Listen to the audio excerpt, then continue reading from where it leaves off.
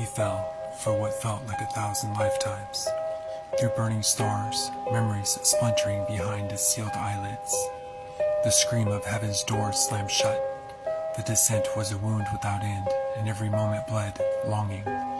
Regrets unmade, names unspoken, faces of angels turned away. The ground rose to meet him a long age later, not gently, not with mercy, but with a violence that echoed the violence of his rebellion. The world let him crash, soot and flame and blackened earth, no hand outstretched in forgiveness. The crater smoldered, the sky veiled in cloud, watched his agony and shuddered. Lucifer clawed upright, gasping, the memory of flight arcing beneath torn skin. He reached behind him out of habit, forgetting until pain sliced clean through his body, that wings had been torn away in their place, and only ruined muscle. Feathers like ash fused to scorched flesh. The wind moved around him in weary circles, reluctant to touch the first exile. He pressed bloody palms to the ruined soil. Droplets of silver fire dripped between his fingers, an ichor at once too pure and too fainted for this world. It sizzled, warping the rock, curling grasses into black ribbons. The air reeked of ozone, grief, and something far older. Like the last sound before a star goes dark. Time lay thick. He didn't know how long he crouched there. Dusk slipped into darkness, darkness into something deeper still.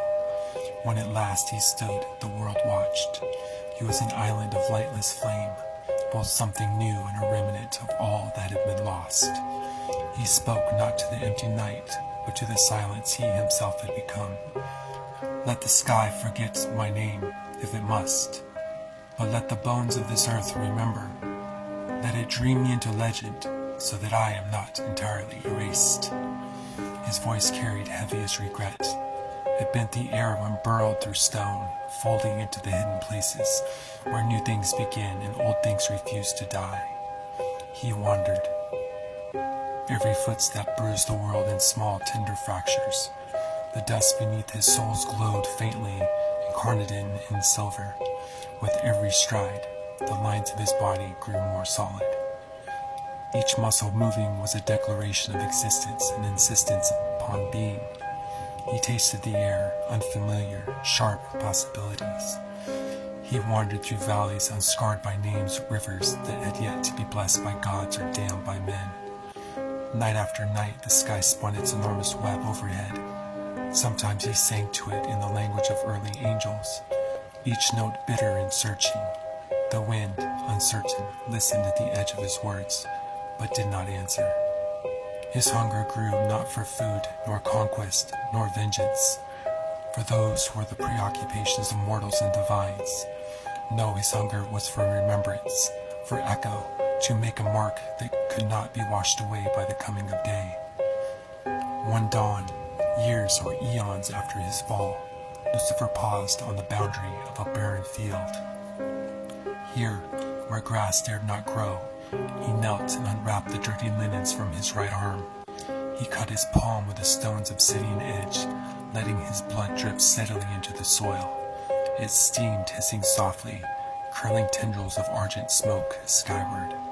He watched it soak downwards, heard the stone beneath his knees quietly weep.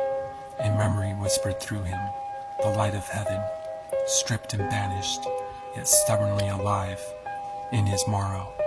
If they will not let me return, he murmured, I will linger, I will create, not out of love, but from the ache that remains from the wound, something new. For hours he bled, for days he waited. In one midnight, as the world held its breath, the blood woke. The ground pulsed and buckled, roots twisted, stones cracked, and a figure slowly emerged, sculpted by anguish and memory, and the stubborn will of a fallen god. Flesh pulled itself around bones, spun from the darkness and starlight. Hair spilled like shadow over newly formed shoulders. Serekh opened his eyes. His gaze was not human. It was an ancient mirror, reflecting light that had never touched his side of creation. He sat in the ashes, trembling to move was a labor, like learning the idea of bone, the suggestion of muscle. Lucifer knelt before him, chewed raw, by hope and dread, he reached out, brushing tangled hair from Serekh's brow, his own wounds still unhealed. Lucifer, you wake in the image of exile, child. The world will not know what to call you. Serekh said, "Am I alone?" Lucifer breathed deep, tasting grief as sharp as salt water. Are we ever anything but?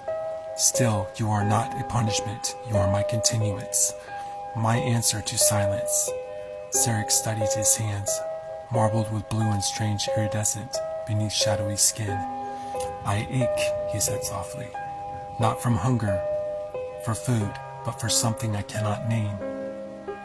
That is memory, said Lucifer, voice low, and hope, and perhaps one day love. But tonight it is hunger, and it will haunt you from now until night, is nothing but memory. Serekh's mouth twisted. Will it end? Lucifer shook his head. No, it will change. Sometimes it will become purpose, sometimes it will become curse. But you are stronger than loneliness, and that is my gift, and your chain. He pressed a kiss to Serekh's forehead, a benediction, a farewell, a mark neither could erase. You will walk this world. You will meet those who are strong enough or broken enough to drink of your blood, and with each, the world will grow larger and more dangerous. Remember that every hunger can build and can destroy. Serekh nodded. The act itself, agreement, willingness, was the world's first revolution. Lucifer rose, cloak dragging silver motes in his wake. And when you are forgotten by all, remember this. The night remembers everything. The blood you spill will echo, and let it echo kindness if you can bear it, and let it echo fear if you must. He turned, his figure dissolving in the mist as dawn threatened the horizon. Behind him, Serekh's shadow spilled long across the ashen stone. That shadow shivered, a promise, a premonition, and the wind finally dared to brush Serekh's face, soft as a new mother's lullaby. Thus began the history of all exiles, father and son, God and wound, legend in the legend's memory. Thus was thirst immortalized, one that would cross centuries, empires, and hearts, river after river, stirring beneath moon and blood-red sky. Dawn came slow, gray than gold, hesitant to spill itself upon the place of his birth. Serekh stood on the rim of the crater, ash gathering in the hollow of his collarbone, dust shimmering with light that seemed to recall not the sun, but some ancient private star. He listened, not for voices, not for answers, but for the movement beneath the surface of things, soil trembling at his weight, wind bending in reluctant respect. His first step away from the crater was a scar the world would remember. Each stride reshaped the land in a curve in the grass. He reached a river where reeds grew wild, cutting slippery patterns across the water's mirror. The air trembled with morning insects. Serekh slowed, crouched, and stared at his reflection. Eyes black as memory, hair as thick shroud of lunar dust, skin inhumanly pale. He wandered in a way deeper than thought, if reflection was the same as existence. Something moved at the far bank, a small deer, belly trembling, caught in a web of sunlight. Serekh felt it, its pulse wild and fast, and the music of vulnerability. He felt hunger too, the ache burning not in his stomach but somewhere deeper, tangled in light and shame. He did not pursue, he watched. The deer paused, blinking, sensing something outside its world. And when it fled, the reeds swayed for long minutes, 1,000 small burial shrouds for moments already lost.